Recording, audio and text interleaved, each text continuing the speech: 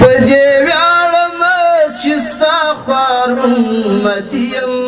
د اسلامي امارت د لوړو زده کړو وزیر شیخ الحدیث والتفسیر شیخ نظام محمد ندیم د الجامعة الاسلامیه دارالعلوم المحمدیه مدرسې څخه د فاضلانو د فراغت په مراسمو کې د خپل خبرو پر مهال ویل اسلامي امارت په خپل ټول توان او قوت سره د افغانستان پاک حریم له ترهګریزو او خوارجو ډلو پاک او خوندي کړی دي.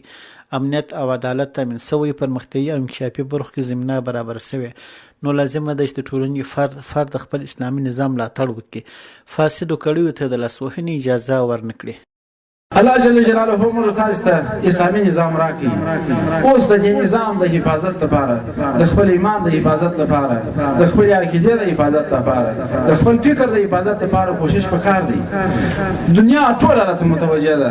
مخکې قدرمن شیخ صاحب هم سید اوریان وکړل. اوس خو کدا سي حالت وایي لکه موږ چې نن په دې فضا کې یو، د افغانستان سرحدونه محفوظ دي، دلته دشمنان نشي راتلای، منافقان نشي راتلای، مرتدین نشي راتلای، مبتدیین نشي راتلای، خوارج نشي راتلای. اسلامي نظام حاکم دی، توجه ستا. د هلمند علماء شورا مشر شیخ الحدیث مولوی محمد اسماعیل سعادت هم د اسلامي امارت لاسته راوړنې د فساد مخنیوي، عدالت په تامین، د ایمان او عقیدې په ساتنې کې وستایلې. له خلکو یې غوښتنه وکړه چې د موجوده اسلامي نظام ملاتړ ته ډېر سي بډ وهي.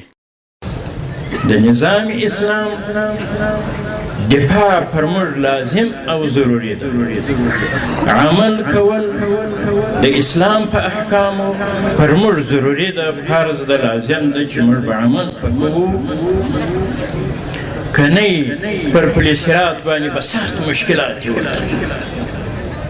د الجامعة الاسلامیه دارالعلوم المحمدیه مدرسې مشر او د هلمند علماء شورا مرستیال شیخ الحدیث مولوی محمد ګل محمدي ویل چې 304 تنه فاضلان په نننی مراسمو کې فارغ او ټولنې ته د خدمت لپاره وړاندې شوه. د یوې په دا فاضلانو کې 204 نوي د لوی دورې او پاته نور د حفظ لزده کړو فارغ شوه.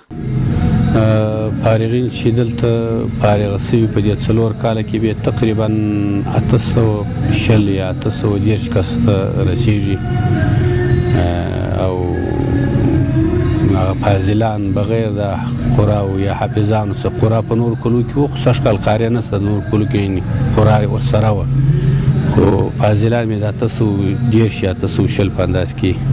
د هلمند د جهادي مدرسې استاد شیخ الحدیث مولوی اسمت الله غا له فارغ شوو زده کړه نه غوښتل چې پر دې زده کړو بسنه ونه کړي، بلکې د تخصص تر کچې زده کړو ته دوام ورکړي.